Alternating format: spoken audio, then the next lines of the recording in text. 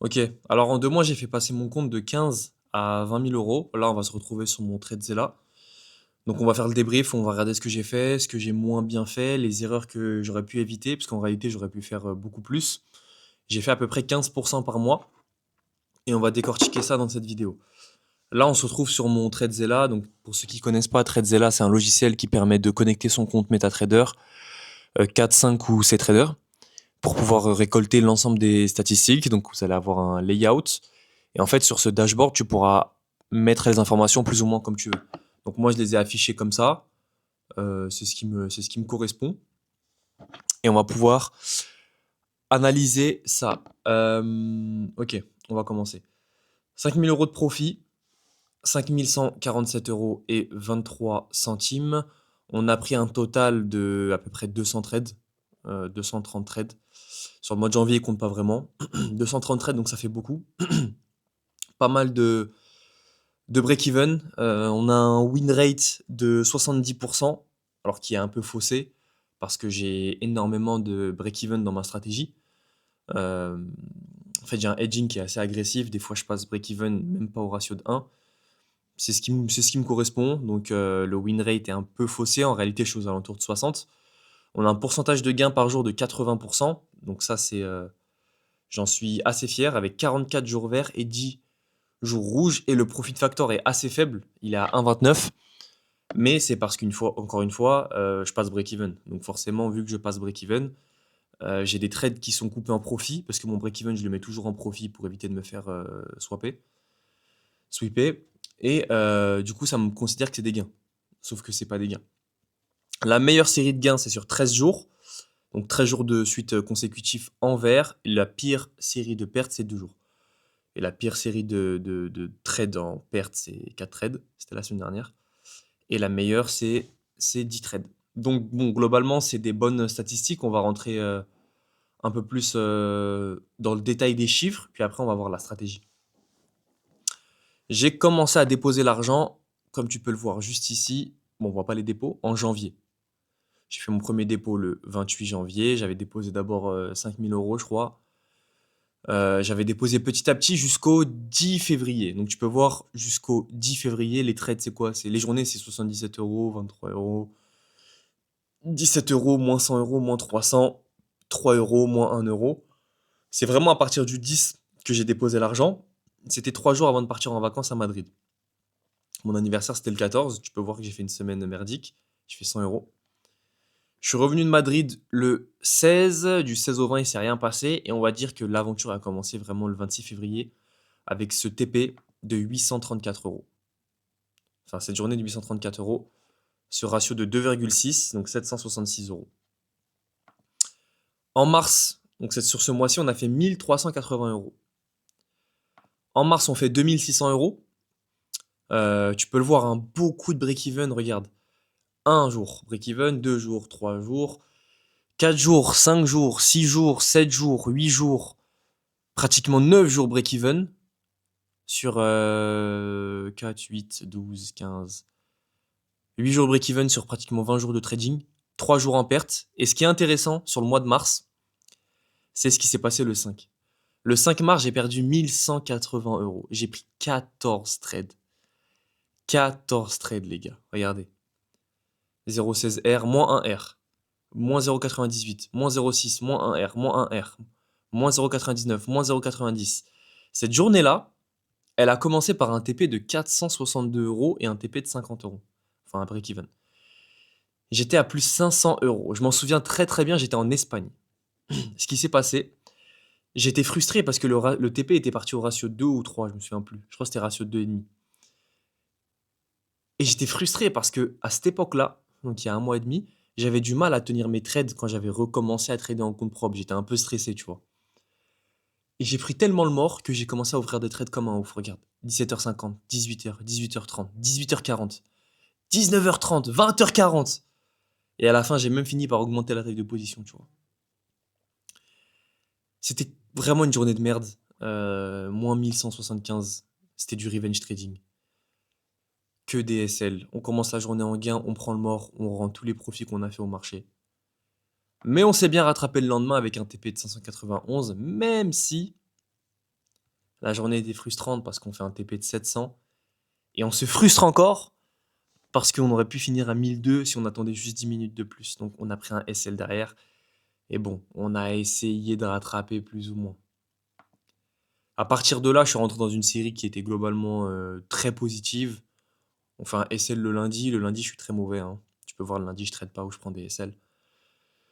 Puis on fait une journée à plus 1 R, break-even, break-even, break-even, break-even, plus 2,5 R si je te dis pas de bêtises. Ouais, des fois, il me le met pas. Ça, c'est relou. Plus 2,5 R, break-even, plus 1 R, plus 1,5 R, break-even, break-even, break-even. Break-even aussi. Donc sur le mois de mars, globalement, on trade 20 jours. On fait 2600, donc ça va. Mois d'avril, le mois en cours, il est compliqué. On a 1140 de profit. Donc comme tu peux le voir, juste, on va revenir là-dessus. Je vais un peu vite, hein. Je vais un peu vite, je suis désolé, j'ai pas trop l'habitude de faire ce genre de vidéo. J'essaierai de faire un débrief hebdomadaire et aussi des débriefs mensuels. Et avec l'habitude, je pourrais structurer peut-être un peu mieux ça. En tout cas, à la fin, on fera une conclusion assez propre. Vous inquiétez pas. Première semaine d'avril, on fait une semaine break-even. Deuxième semaine d'avril, break-even. Troisième semaine, on commence la journée avec 4 SL. 3 SL, pardon. Moins 1140 euros. 4 ventes sur le S&P. Regarde, on va aller voir ça. Je m'en souviens exactement comme si c'était hier. C'était sur... Alors, laisse-moi regarder. C'était le 13.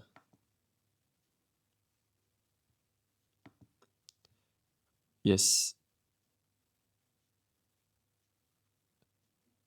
Yes. Lundi 13, ouais, c'était là.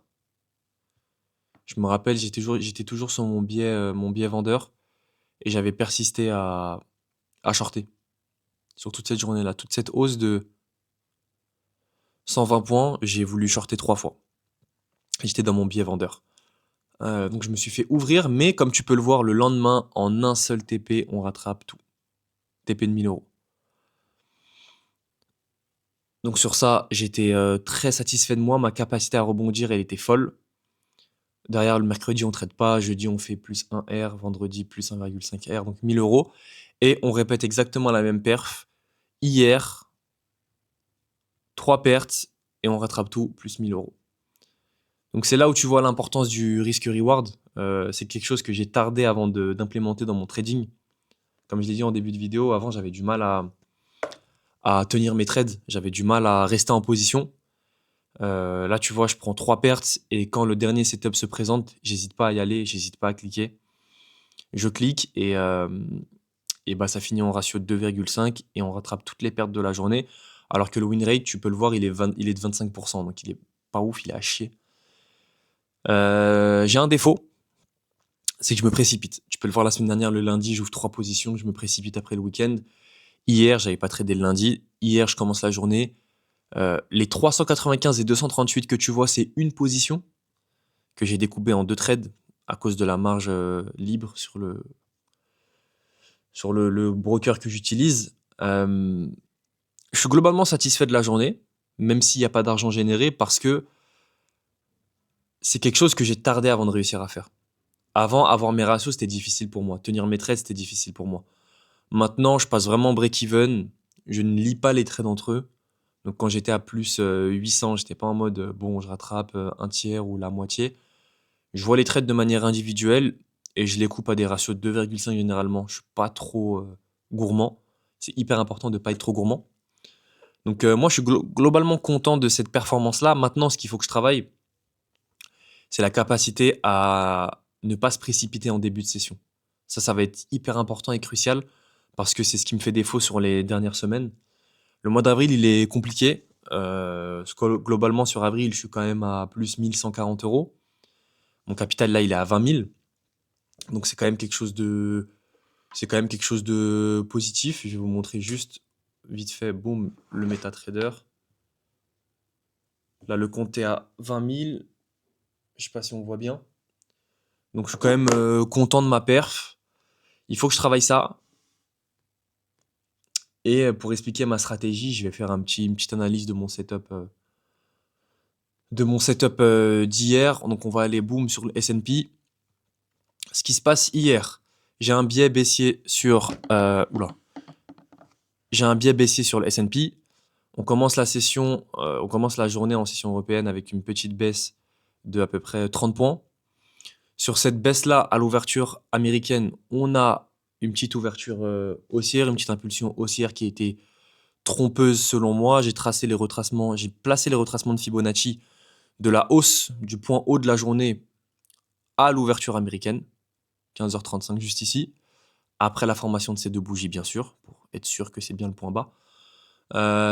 J'ai détecté la zone 61,8 et je me suis dit on va rester dans le plan. Les moyennes mobiles me donnent envie de shorter. On est en dessous des moyennes mobiles 20 et 50. On revient sur la zone 61,8 de la dernière baisse en 5 minutes. Si on tient cette zone et on se fait rejeter, je vais entrer en position sur les 0,38 avec un stop au-dessus des 61,8, ce qui va correspondre plus ou moins à un stop d'à peu près 10-13 points. Je suis entré un peu plus bas que les 0,38, ici à 7131, avec un stop à 7143. Si on revenait à ce niveau-là, ça m'intéressait plus d'être en position.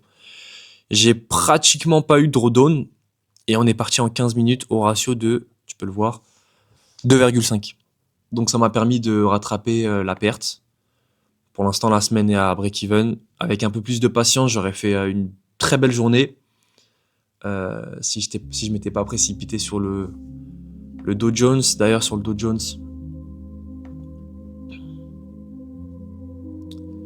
sur le Dow Jones, je me suis vraiment catastrophique. Précipitation, entrée de position en début de séance, je me positionne sur le point plus haut. Je me fais piéger en fait par le fake out bullish, on va dire. Et puis derrière, boum, le dos s'effondre et je me fais sortir 2 fois de position. Bon, c'est pas très grave. J'ai changé de biais sur la journée après CSL là sur le Dow Jones et j'ai fini quand même à break-even. Donc bon, on va dire que c'est pas très grave. Le mois d'avril, pour l'instant, je suis pas très satisfait, mais bon, il me reste un peu plus d'une semaine, une dizaine de jours. Il me reste 8 sessions. 8 sessions de trading, donc bon, ce qui compte c'est la qualité des décisions, c'est pas le volume. Donc peut-être qu'en 1 ou 2 sessions, on peut aller chercher les 15% mensuels que je vise. Donc voilà mes erreurs, de la précipitation, persister dans mon biais qui est parfois mauvais. Et ce que je fais bien par contre, c'est aller chercher mes ratios, toujours mes ratios. Je laisse toujours le prix se délivrer, je passe break-even au ratio de 1 et je laisse le prix couler. Donc l'objectif maintenant il va être simple, ça va être de continuer la croissance du compte. J'ai fait pour l'instant aucun mois en négatif. Janvier 16 €, bon j'avais pas commencé. Février 1000 €, mars 3000 € et avril pour l'instant on a 1000 €. Et je vise les 3000. Optimiser mes prises de position, arrêter de me précipiter. Tu peux le voir, j'ai pris beaucoup moins de trades qu'en mars. C'est ce que je vise, je veux vraiment viser la qualité et pas le volume. Réduire toujours l'aspect négatif des journées rouges parce que comme tu peux le voir, tu vois ici, le net daily PNL, tu peux voir que mes journées vertes elles sont beaucoup plus présentes. Par contre j'ai 2 journées rouges, tu vois le 3 mars et la semaine dernière, le 13 avril, où l'impact est trop énorme en fait. L'impact est trop énorme, même si quand tu vois l'évolution du PNL, c'est quand même magnifique. 29 janvier, hop, tu peux voir en bas.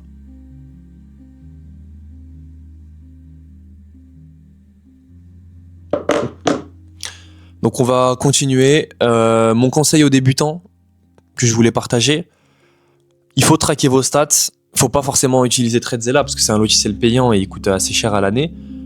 Il coûte 16 € par mois, mais le paiement annuel il est à 200 balles. Donc bon, si t'es étudiant ou t'es jeune, au pire journal toi-même, tu t'en fous, note tes trades, tes prix de sortie, tes prix d'entrée. Maintenant, si tu veux optimiser et t'as un niveau intermédiaire, je te conseille de le prendre. Ça va cadrer ton trading et ça te permet de voir que bon, le problème c'est les break-even parce que ça fausse les statistiques et honnêtement ça fait chier. Moi les break-even, j'ai pas envie de les mettre à 0 parce que forcément tu prends une petite perte à chaque fois et moi ça me dérange. Mais c'est important de comprendre ces erreurs. Tu vois là, je sais que je me précipite en début de session. Je sais que le lundi, je suis mauvais. Je sais que par contre, j'ai une bonne capacité à rebondir après une mauvaise série. La preuve que la méthode est solide. Peut-être que je me relâche aussi. Je sais aussi que ma stratégie, elle est rentable. On va trader dans le sens des moyennes mobiles, dans le flux à 80% du temps. Si on trade en contre-flux, on va chercher des ratios intéressants, sinon on n'entre pas en position. Donc on ne prend pas un trade contre-flux si le ratio risque et récompense n'est pas supérieur à 3. Ça sert à rien. Sinon, on trade dans le flux et on va chercher des ratios 2, 2,5. Avec un win rate de 60% comme j'ai, on va être rentable. Des fois, on va passer à côté de grosses journées, mais on s'en fout. On va être rentable. Donc voilà le conseil que je voulais donner. On va s'arrêter là, ça fait déjà 16 minutes, j'ai pas envie que ce soit trop long. Mais ça va être le petit rendez-vous de la semaine et mensuel. On va faire les débriefs, on va regarder les trades.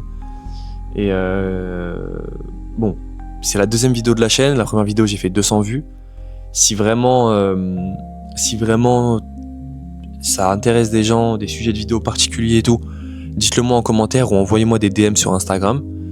Et mon Instagram, c'est trades by-NBL. Donc voilà. Je vais quand même montrer mon Insta parce que j'ai la flemme de le mettre à l'écran.